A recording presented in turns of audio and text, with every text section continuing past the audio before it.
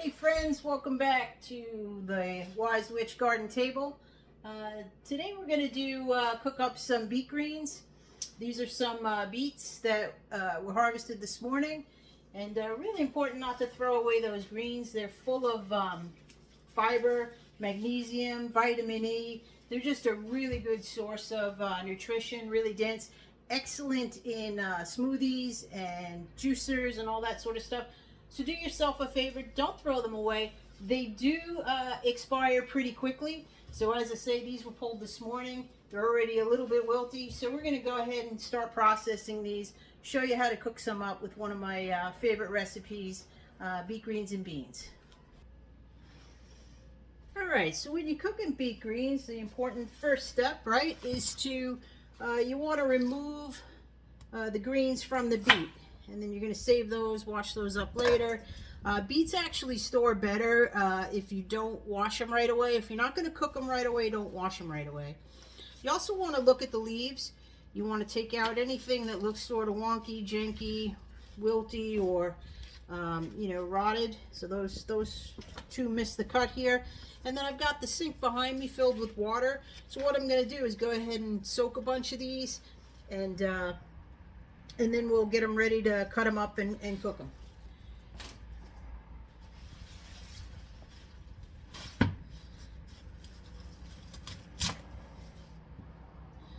This is one of my favorite, and a little dead leaf there. This is one of my favorite ways to have beet greens. As I say, we use them all the time in a juicer. You can use a NutriBullet, whatever you use at home. But they are just so packed with all kinds of dense good stuff, and these little bits here, you might be tempted to throw them away, but those are really probably the most delicious pieces that you'll have in the whole bunch. So I'm going to go ahead and do a bunch of these, show you how you can store them when you have stuff you're not going to use, and then we'll do a beet green and beans cook-off. All right, so we've separated our greens from our root. We'll end up roasting these up when it gets a little cooler out. It's been pretty darn hot here in Massachusetts. We've going through a heat wave, so it won't be turning on the oven, but we do have two kinds in here. I figured it out. We have candy cane beets and also the Harvard Reds. So that means we'll have two kinds of greens. I've got my greens soaking in the sink right now. That's the best way to clean them. Give them a really good soak. That way, if you do have any of our insect friend hitchhikers hanging on, or any dirt from pulling them out of the ground, beets tend to, the leaves tend to kind of hang on to that stuff. That'll give them a good chance to let all that stuff sink to the bottom of the sink. So great if you have a big deep sink, let them all soak, give them a few minutes, and then I'm going to pull them out. I've put a towel down on the countertop here, and that's where our surface is gonna be. We're gonna throw them all up here, and then we're gonna start cutting them up, separating the stems from the leaves. All right, so we pulled these out of the sink. We have, if you take a look at this here, this is just a beautiful plain green leaf. That's gonna be your candy cane stripe or your golden beet. And then over here, these with the beautiful red veins in it, that's typical of your Harvard or your dark red beet. So both greens, I don't really notice a difference. They're both delicious, but just kind of cool to see the different ways they come. So if you've ever had beet greens, what they're similar to is, if you like any kind of greens, if you like spinach or collard greens or Swiss chard, they're really in the same family as those in terms of the texture and the taste and what you can do with them, the ease. If you've ever cooked fresh spinach or collard greens or Swiss chard, you can have a mountain this big and put it in the pot, and then it turns out to be a little bowl like this. So these will shrink down quite a bit. We're probably not going to do all of these today, but I'll give you an idea of what a good dish will look like, and you'll be able to see how they shrink down. We're going to take them over to the cutting board here, and what you want to do is you want to separate the stems from the leaves. And the reason you want to do that is the stems take a little bit longer to cook. So first thing going in the pan are going to be our stems. So we're going to just cut the stems off like that. I also like to remove the little ends, and I throw those in the compost. And then you could just rough tear the leaves. You don't have to be nothing fancy. I just give them a rough tear. You don't even have to chop them. Or you can do one of these. You can strip them right off the rest of the stem, just like that. That works too. Save your scraps for your compost. If you have bunny rabbits or any kind of little critters, guinea pigs, that kind of thing, they love these things. So yeah, don't waste it. Return it back to the earth and let it do its thing. All right. So we're going to carry on. We're going to chop all these up or tear all these up, and then we'll be back to start cooking. All right. So we have our greens rough chopped up here in this bowl, nice big bowl. We have our stems chopped up into little sort of bite-sized pieces. We're going to cook the stems first. I'm going to show you how to do that. Here's all the stuff we didn't use. Tons and tons of greens. So the best way to store these is I'm going to let them, I have them in a towel, in a large towel. They're still pretty wet. I'm going to lay them out on my table just for a little while, just to let them air dry a very little bit. Then I'm going to wrap them tight in the same towel and put them in my fridge. These will probably last for about a week to 10 days. But using them in a juicer, which is what these are destined for, you use an awful lot. So these will go pretty fast in our house. But anyway, to store these, keep them fresh. You don't have to do anything fancy. Don't put them away soaking wet. Let them air dry a little bit, and then put them in the damp towel, rolled up as tight as you can in your fridge, and they'll last you for quite a wee while. All right, so we got our fry pan out. We're going to put the heat on medium toward high. I usually will use avocado oil. If any of you have issues with inflammation or myelin sheath degenerative diseases like MS, they say avocado oil is a good one to use because it has a really high smoke point.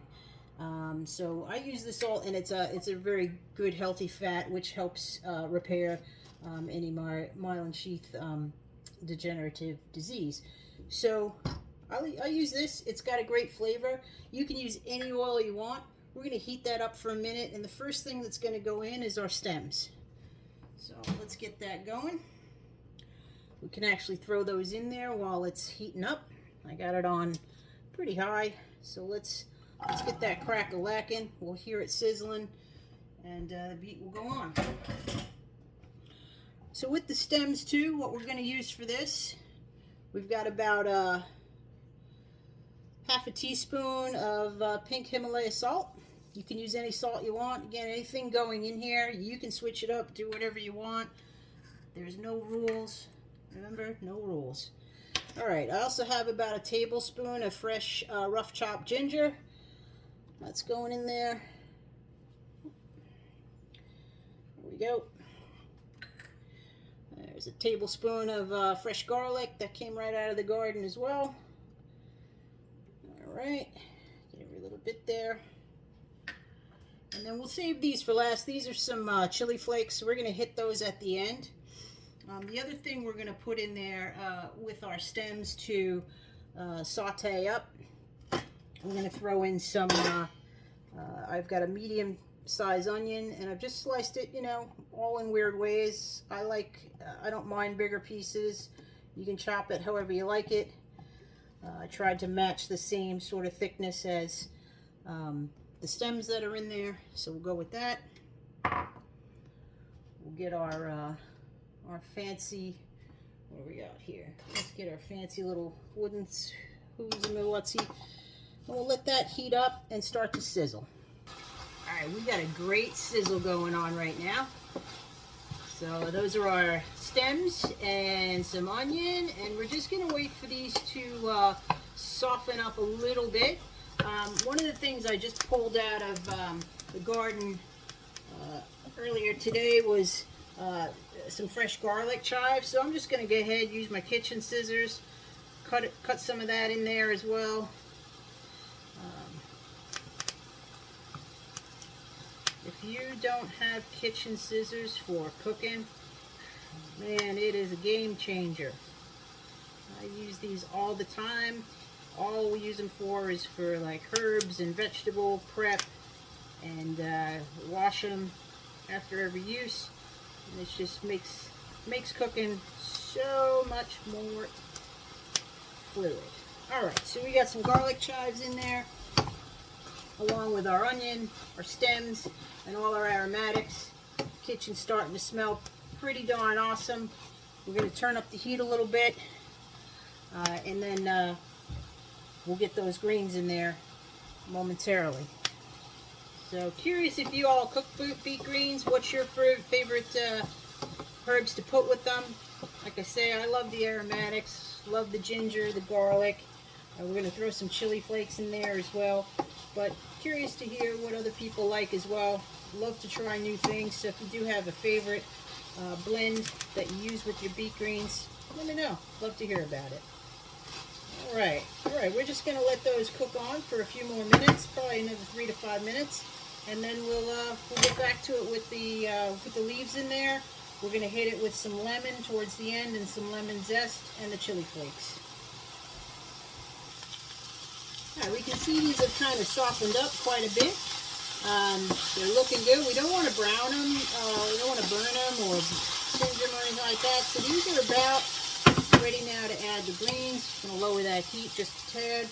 All right, I'm going to throw the greens in there. Now, this is going to look overwhelming, but they do shrink down quite a bit. So get some in there, might let some shrink, and then we'll add the rest in a minute. Got both kinds of greens in there. Got a little bit of the red vein and also the flat leaf. I'm going to add a little lemon zest to this. Give it a little brightness. Goes really good with the earthiness. And then we're going to switch tools, grab our tongs so we can give these a little flip with that lemon zest on there. Whoop, we lost one. Alright, it's okay. No rules. Okay, we're going to let those continue to do their thing. Carefully trying to flip it so we get everything kind of blended together. There we go. Looking good, looking good, looking good. These are already starting to shrink up. You can see. Add a little bit more lemon zest. Okay. And now we're going to get super funky. And we're going to add the lemon. So I'm squeezing half that lemon in there. And it feels like the right time now to add about a half a teaspoon chili flakes. You can add as much or as little as you like. You can omit them, whatever you like. I'm a big spicy food kind of gal, so I like my beet greens spicy. You can also add hot sauce after they're cooked. That's another way I'll do them too. I'll get out some Cholula, put them there. Alright, look at these. These are doing great. Sounds good. Alright, and then the final piece that we're going to add to this, now that these have wilted down, look how much. See, they shrunk down a lot, an awful lot. We're going to probably throw the rest of those in there now. They'll fit just fine. There we go. Let those cook down. I'm going to throw a lid on it for a minute. Help those along. And the other thing that we're missing now that we want to add while this is doing its thing is the beans. So today I'm using pinto beans. You can use any kind of bean. I like the ones that are a little bit more hardy and firm. So I like pinto beans, kidney beans, cannelli beans, all do really good. But they're going to go right in there. We're going to stir those up a little bit so that they'll absorb some of the flavor too. Look at that. Oh my gosh. That looks phenomenal.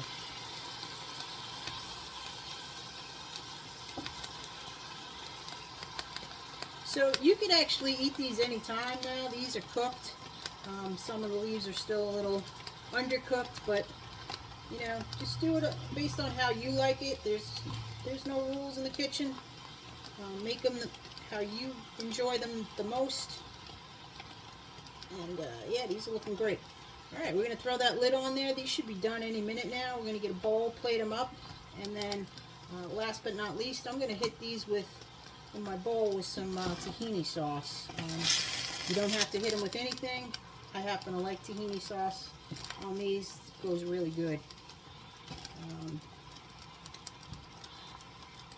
Some of the things you can do with these, besides just eating them sort of like out of a bowl or just as they are, you know, these go really good on crostini breads. So if you make any, if you like to do crostini or any type of those sorts of breads in the oven where you're toasting it, you hit them with this on the top. You can olive oil the bread, hit them with this, and oh my gosh, magic.